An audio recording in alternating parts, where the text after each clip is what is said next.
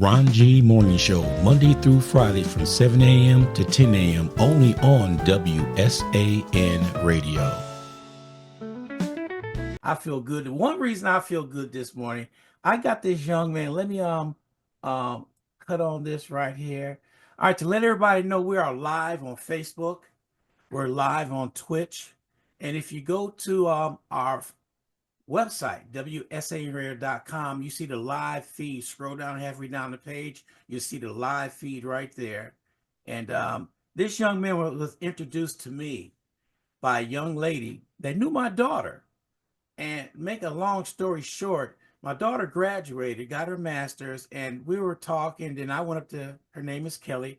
I went up there talking to her, and she was telling me what she was doing. I said, well, hey, well, maybe I'll get you on my radio station one time. You got a radio station?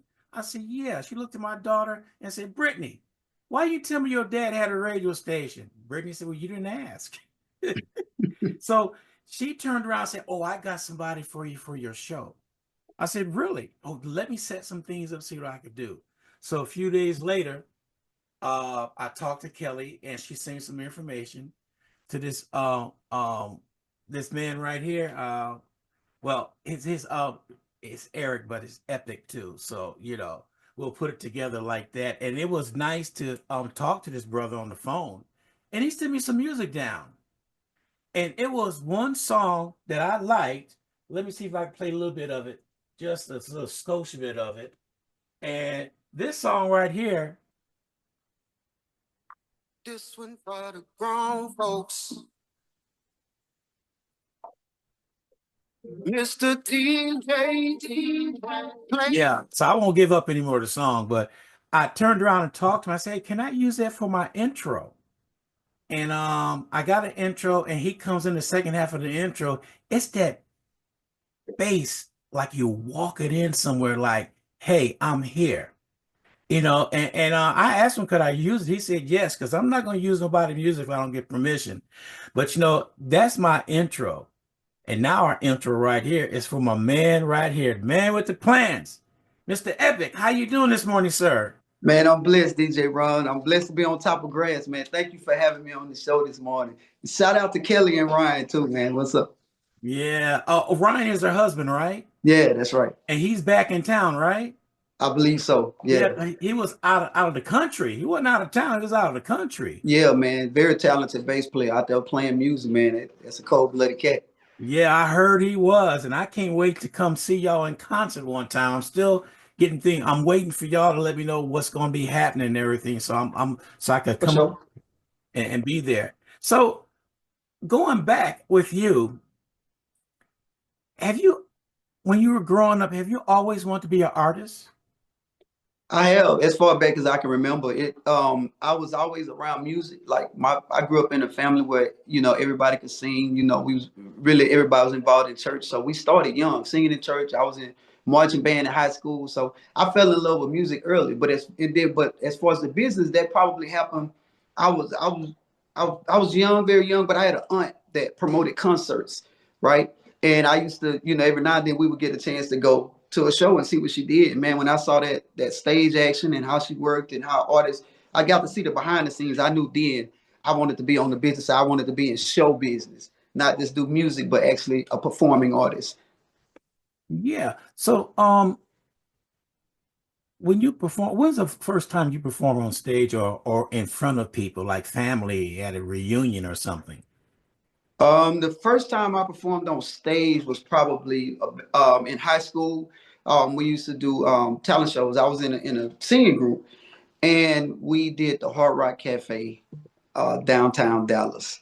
And that's back when singing groups, promoters would bring showcases to the city for record companies to go around and see up and coming groups or aspiring artists. And, man, we had a group back in high school, and we got to get on the stage at the House of Blues. That was my first time, and it was amazing. A lot of fun.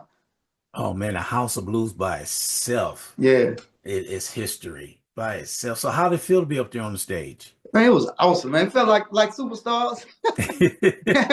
You couldn't tell us we had made it already. You know, we were just kids doing how we thought it was supposed to go based on what we were seeing. You know, we grew up in the solid R&B era. You know, the 90s R&B was popping. So See, you had the high fives and Jodices and yeah, oh man. man. See, I'm from a different era. I'm back in the 70s, growing up in high school and stuff. And we had the same thing. We had talent shows and we had a group. We went out there. I can't remember the name of our group, but I remember that we all wore dashikis, to let everybody know about black culture. And Right. and the song that we sung was Temptations, Runaway Child Running Wild. And believe it or not, to this day, I can't believe it. I was the lead singer. Already. And now I can't carry a note across the street. But we would do the same thing. We had showcases, talent was there, and we partied afterwards. And it was fun doing that, seeing everybody come together. Right. And you know what's funny? You look at everybody around you and you want to know who was going to become famous. That's We right. had quite a few that went to another level, then they went to another level. And then when you signed a record contract back then, it was like you made it. Right. It's not like today because it's hard to get with a record label. And that's the reason why a lot of people produce, arrange their own songs. Right. And this station right here, we promote, support independent artists. It's very few people that do that, but we do. Right. And so when I heard your song, Mr. DJ, but you told me there's another song before that. For some reason, I latched on to Mr. DJ. Right on. So, so with that being said, as you climbing up the ladder and as you making your voice heard out there, what was some of the struggles that you came along that you almost say, man, this is not worth it, man. I'm just gonna give up because I can't make it. What were some of the struggles? Oh man. So with being an independent artist, there are several struggles. For one, independent meaning that in most cases you don't have a budget, especially a budget from a major label. So your budget is going to be whatever you work, however you get your money, and after you pay your bills, what you're left with. And if you're serious about your craft, that's probably your budget. Which in most cases in this economy, in the past economies, hasn't been much surplus left over after you pay your bills and things of that nature. So, but being independent, no excuses. You tasked with this. Your music and your art still has to compete with a national artist.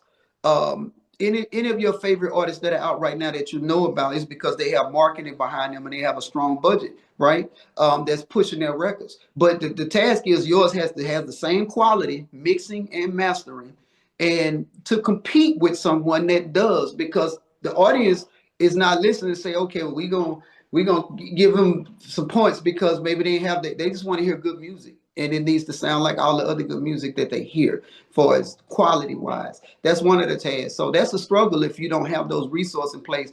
I started out, spending a lot of money on studio time and things of that nature, but then I got smart and I said, you know what, I got to learn some of this engineering and things of that nature. And eventually I got my own studio. So I learned to record myself. I was already writing the vocals and doing arrangements, but now I can sit at home and do it and mix my own music. So that empowered me. That's one of the things. But and the other struggle is if until social media, it was hard. The marketing is easier marketing now, but it's still tough. It's still a struggle, even though social media is there, but it gives us more of a platform. We can reach more people.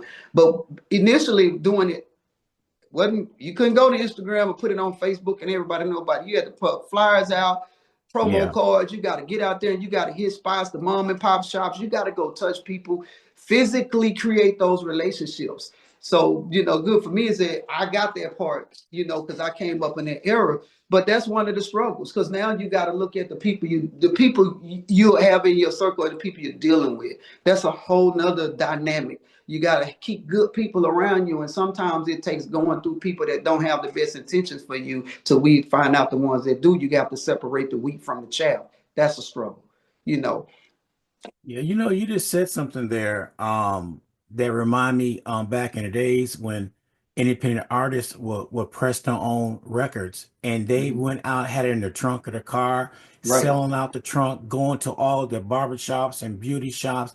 And that's grassroots. That's getting on the ground, meeting the people and getting the word out. right, And then there's this one thing called a break. When are you gonna get that break? Right. Is that break coming? Because Right. you're struggling to get things out. Once you get that product out, how can you get people to listen to it? Hmm. Which is what I do. You give it to me, I listen to it, and boom. Hmm. I put it out there, I talk about it and do what I need to do. But that's the struggle nowadays. Like you said, we have all the platforms, but how can you get your people to your platform, new people to listen to you and what you're saying? And what Right. you're doing right now, grassroots is one of them. That's right. But relying on social media, you rely on on some of your friends to pass things along. See, now this is one thing about social media. You can have 1,000 friends, and when you Mhm. post something, you want those 1,000 friends to put that post out. Because Right. once they post it, it's their friends list and go down and down and down. But the problem is, do you really have true 1,000 friends? No. So when you put something out, five may put something out. So it makes you want to scratch your head. Now I cleaned house about a year ago. Hmm. What so-called friends, because there was a time where you want all those friends to show, man, look at, I got 5,000 friends, but how many of them really are your friends and helping you out? That's right.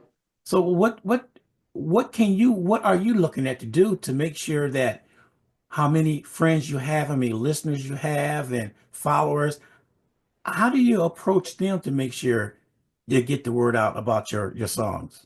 I, well, first, I do exactly what you said. I got an understanding that, people on there that don't know me, or that it's not friends, it's just bypassing. I first try to do my best to give them something that they feel good about passing along, putting out a good record. I think it starts with that first. And once I do that and pray about it and put my best foot forward in it and get it out to the people that I believe that's really supporting the music and behind me, and it spreads. It has to be organic. I don't think that there's a blueprint per se for each record. I think that that thing creates itself because the energy of that song will take it to where it's supposed to go. And I truly believe that. I believe if it's a gift from God, it's gonna make room. I put it on social media. I go to all of my streams. I'm going to push it on my streams. I'm distributed through DistroKid. I, put my music in the proper channels to make it available for people. And then I, do my due diligence up front. And then organically it has to grow from there. It goes into it grows different spaces. And for each one, I'm not sure how it maneuvers, but man, God make it happen some way. What you're doing right now is very instrumental. There are people that are listening right now that maybe, hey man, let me listen to this guy. And that's an organic, person. And I think that's what has really sustained me along the way. Yeah, because that's got to happen. So Mhm. writing your songs. Now, me myself personally, I sit up here all day doing things and then I go to bed. But somewhere along the line, 3 o'clock in the morning, God wakes me up to go in my office to do something. What it is, I don't know. But once I start working, doing something, I realize that he was suggesting for me to do. So my creative juices come in the middle of the night. I don't know why. I can't explain it, but that's when mine come to being for me to write things and to do things. And with you, what do you do when you come up, you want to write a new song? What do you look at everyday life, your personal life, or what's going on in the world? Which do you do to come up with a new song? All of those things. I look inside myself. I pay attention to what's going on. One of the things I can be a caveman at times. What you call, I detach to observe and I absorb what's going on around me and see what it is I'm supposed to see, what I'm supposed to listen to.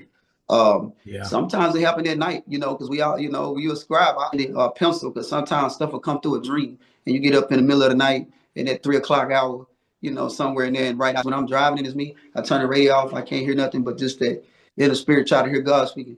Yeah. So it's just different times, different songs. Yeah, for different So, songs.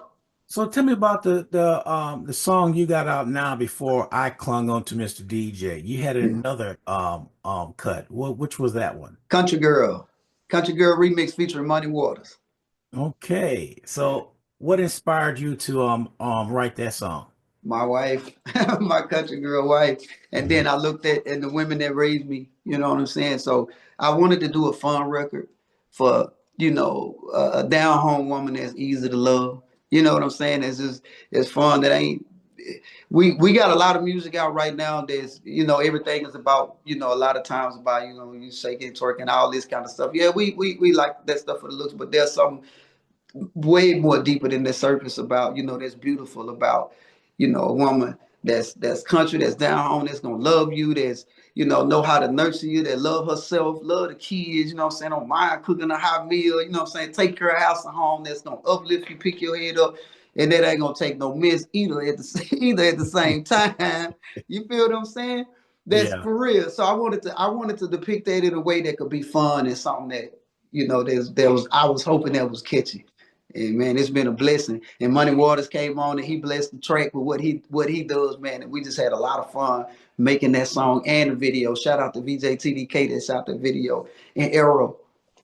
Yeah. Well, I tell you what, I got you on my at matter of fact, I did some things on my website, and I'm gonna have you on there that people will click on there and go right to you. So Thank you, brother. I appreciate that. that's one thing I'm doing because I love to see talent like that out there that sit down there actually know what it takes to do things, know what's on your mind, and knowing what you're writing. See, this is the key.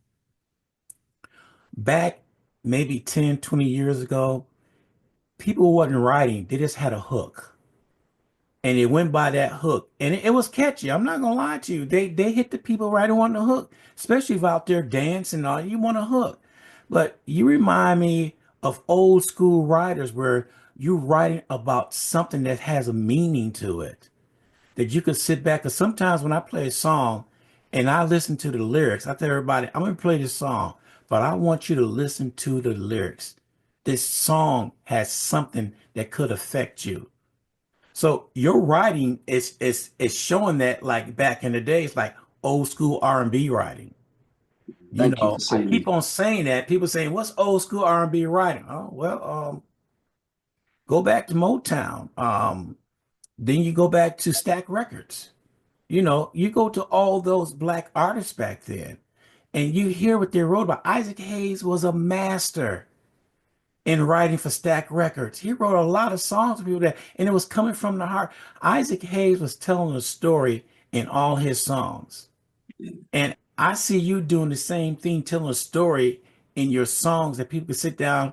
Man, you could do a movie with some of your music you have out there right now, put it all together. Thank you, bro. Speak that. Thank you for listening like that, man, and saying that. That's a huge compliment. I appreciate that. Yeah, because I sit down, I listen. When I'm in the office right now, when this show is over with, I'll find some music and I'll start listening to it. And I'll listen to it. And when I'm working in the office, like your song we're going to talk about next, when you sent it to me, I was working in the office. And I was just doing some things. And I said, let me check out this cut right here. And and I stopped because all I heard was that bass line. The only other bass line I heard like that made me stop was the Temptations' Papa Was a Rolling Stone. That was the first time that a bass line did an intro into a song. A lot of people Yeah, don't realize that bass was always sitting in the back. Y'all didn't that's mess with right. bass. Y'all left them alone. But when I heard your bass walking with Mr. DJ, I stopped what I was doing. I played that song 5 times in a row. Man, shout out to Dre Hurd, man. DNA on the track. Dre Hurd, a bad boy, man. Man, that bass, and then my intro. Then I'm glad you sent me the instrumental. I put that on there, and I sit down there and say, "Now they'll make you want to get up and groove this morning so early in the morning." You know, so when I heard that song, Mr. DJ, I attached myself to that record. Me and Mr. DJ are at joined at the hip because it's very few songs I can say that, and and I heard and I said, man, I know he had his other song out, but I like this one right here. Back in the days on 45s, we had an A and B side, and the A side was always the hit. Mhm. but people didn't go to the B side. The B side was called the blues. And when you went to the B side, sometimes the B side was better than the A side, That's you right. know? That's right. But tell me about Mr. DJ. Who arranged that? Because I that is a great arrangement in that song. So I did the arrangements on Mr. DJ. Like I said, the track was produced by Dre Heard. I heard the track, I fell in love with it. It made me feel the same way you did when I heard it. I said, man, that bass line nasty. And I got with Dre, got the track, and man, I went to work on it. And that's when the arrangements came. I was like, I wanted to feel like that. I wanted to touch that bluesy feel that just got our work brown liquor. I wanted a real good brown liquor jam. You know what I'm saying? So, and that's what Mr. DJ came from. I was in there thinking about it was a part in the verse, and I say last time I got this little bro, my baby had to help me up. That's real stuff. I remember being at a party with my girl, and I realized when you got limits on what you what you do with your vices, when you find your limit, somebody might Yeah. have to help you up, but you learn from it. My baby had to help me up one night. It will tell you. So that's what made it fun. I was like, man, I'm gonna throw that at Mr. DJ. You know what I mean? But it was real cool, man. So yeah. See that song is I'm looking at somebody walking on the red carpet, walking in, and that song comes on, and everybody stop and look and see that person walking. It don't have to be nobody famous. That song, whoever walks in on that song is famous. That's how I see Already. it. Thank you, man. So it could be somebody nobody knows. Right, right. And that song come on, and that red carpet, somebody walking, people gonna turn around and look, and they gonna remember that. Man, let's go. They may not remember who that person was, but they gonna remember that song though. Let's go. Let's go. So, what do you see in the future for you? I see hopefully big records, man. I see hopefully records that matter. And I hope the music that God put in me and the share, man, is what's that, supersedes me, you know, Yeah. precedes me if that's the proper way to say it. But I want to be around for as long as I'm supposed to be with music. And I'm trying to be honest about that, because the reason I say that, everybody say, man, I ain't going nowhere. I'm here y'all get used to me. But if that ain't what my calling is in it, I just want to be around as long as I'm supposed to be around and give you guys what I'm supposed to give you during the time that I'm supposed to do it. Mm. That's all I ask for. That means I did what God had, what I'm supposed to do with it. Yes, I hear you on that. So you got any live shows coming up?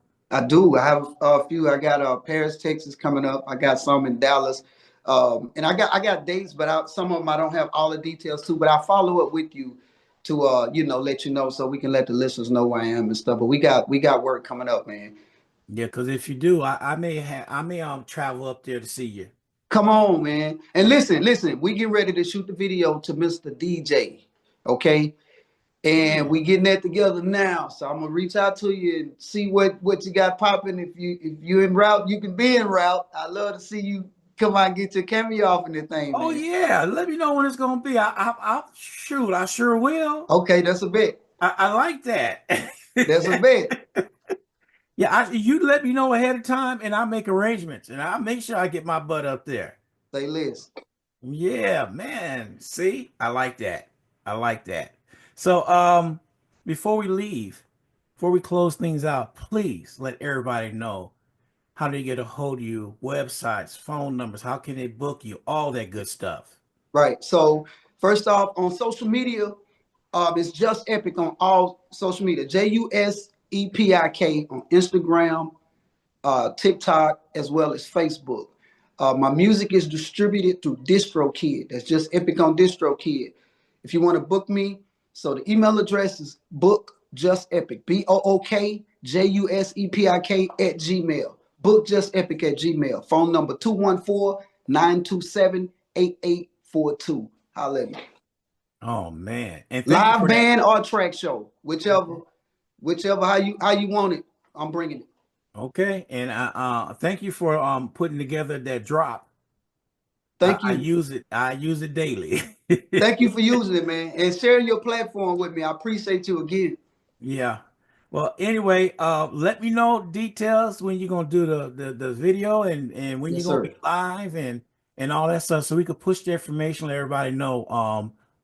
We got a new star in town. Man, thank you. Yeah. Thank Thank you, you. sir, for coming on the show. We do appreciate you taking the time out because I know you're a busy man. Because we tried to book you and you let me know, man. And then we started going back and see, this is unique thing about how we do things. We stay in contact. We keep on sending things back and forth. And finally, we came up with a date and a time, and voila, here we That's are. right. That's That's what it's right. all about. Thank So, you, man. so when we get that video together, here I'm talking about we like I'm running things. No, it's we. You a part of When this. that gets together, I want to debut it on the Ron G show. Let's go. Yeah. Let's go. All right, brother. I appreciate taking time out. Thank you, bro. I appreciate you. Thank you to the listeners too, man. Everybody locked in, man. I love y'all. All right. Take care. All right. All right. See you later. Bye-bye. Bye. Thank you for tuning in to WSAN Radio. Catch us on our YouTube channel, WSAN Radio SA. Subscribe to our channel and hit that notification button.